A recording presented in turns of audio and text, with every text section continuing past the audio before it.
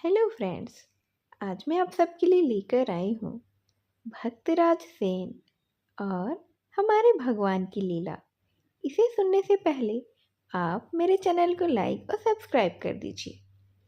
तो आइए शुरू करते हैं।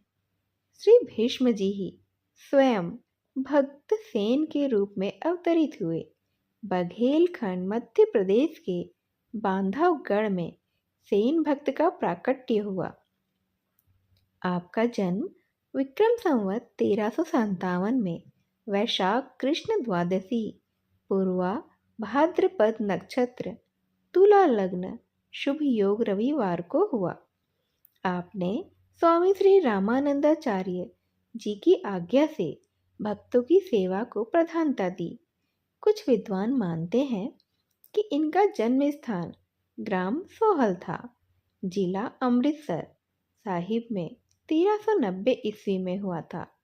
परंतु भक्तमाल, अगस्त्य संहिता और महाराज श्री रघुराज सिंह जी द्वारा रचित श्री राम रसिकावली में इनका जन्म बांधवगढ़ ही निश्चित होता है।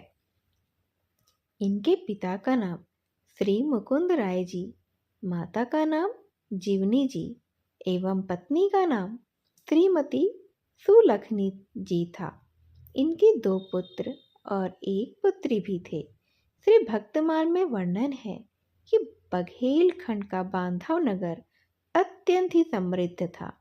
महाराज वीर सिंह वहाँ के राजा थे। इसी नगरी में एक परम संतोषी, उदार, विनयशील व्यक्ति रहते थे। उनका नाम था श्री सेन जी यति।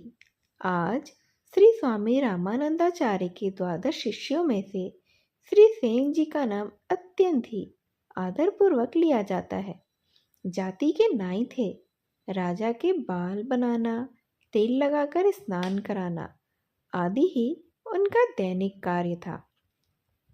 एक दिन वे घर से निकले ही थे कि उन्होंने देखा एक संत मंडली मधुर मधुर ध्वनि से भगवान के नाम का संकीर्तन करती उन्हीं के घर की ओर चली आ रही है। सेन ने प्रेमपूर्वक संतों को घर लाकर उनकी यथाशक्ति सेवा पूजा की और सत्संग किया। सेन जी संतों की सेवा करते करते यह भूल गए कि राजा की सेवा में भी पहुंचना है। महाराज वीर सिंह को प्रतीक्षा करते करते अत्यधिक समय बीत गया। इतने में सेन नाई के रूप में स्वयं लीला बिहारी रघुनाथ जी राजमहल में पहुंच गए। सदा की भांति उनके कंधे पर चूड़ कैंची तथा अन्य उपयोगी सामान तथा दर्पण आदि की छोटी सी पेटी लटक रही थी।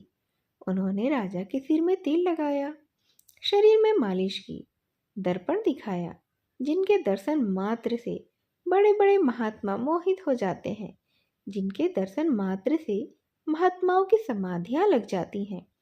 उन रघुनाथ जी के कोमल हाथों के स्पर्श से राजा को आज जितना सुख मिला उतना और पहले कभी अनुभव में ही नहीं आया था। से नाई राजा की पूरी पूरी परिचर्या और सेवा करके चले गए। उधर जब भक्त मंडली चली गई तो थोड़ी देर के बाद भक्त सेन को स्मरण हुआ कि मुझे तो राजा की सेवा में भी जाना है।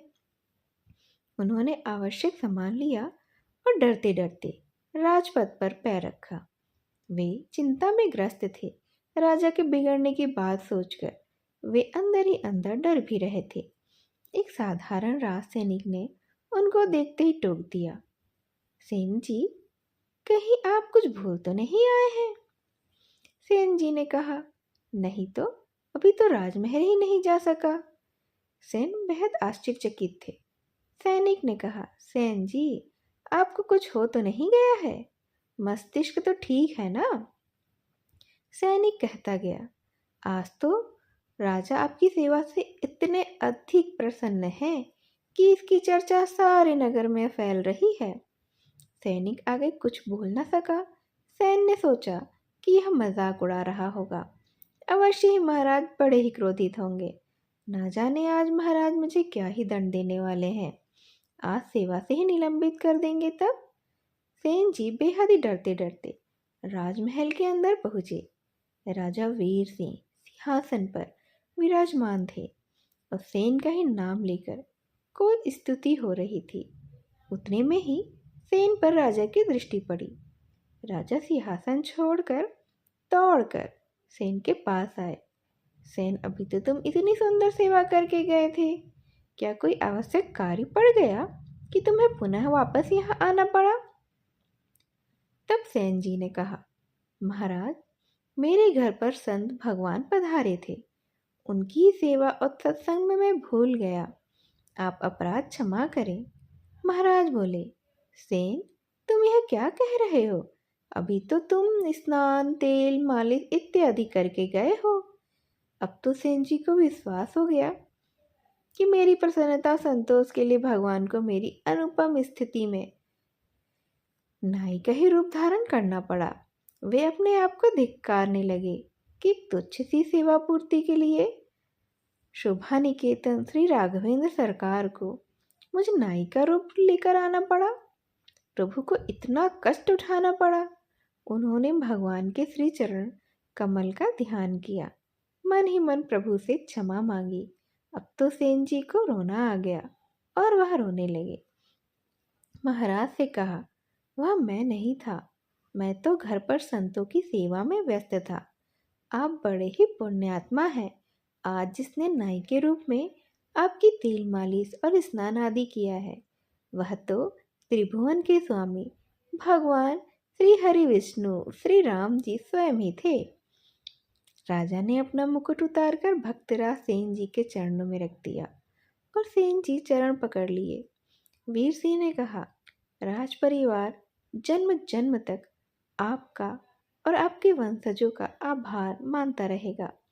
भगवान ने आपकी प्रसन्नता के लिए अपना मंगलमय दर्शन देकर हमारे असंख्य पाप और तापों का अंत किया है। तो प्रिय दोस्तों, यह थी भक्तमाल की कथा, एक सच्ची कथा जो कि आपने आज पूरी तरह से सुनी कि कैसे भक्तराज सेन कि छोटे से कष्ट को दूर करने के लिए स्वयं भगवान उनके ही रूप में, भक्तराज सेन के रूप में राजा के सामने आए थे और उनकी सेवा की थी। ऐसे हैं हमारे भगवान जो अपने भक्त को ज़रा भी कष्ट में नहीं देख सकते हैं। ऐसी ही और सच्ची कहानियाँ सुनने के लिए मेरे चैनल को लाइक और सब्सक्राइब कर दीजिए। तब तक के लिए नमस्कार।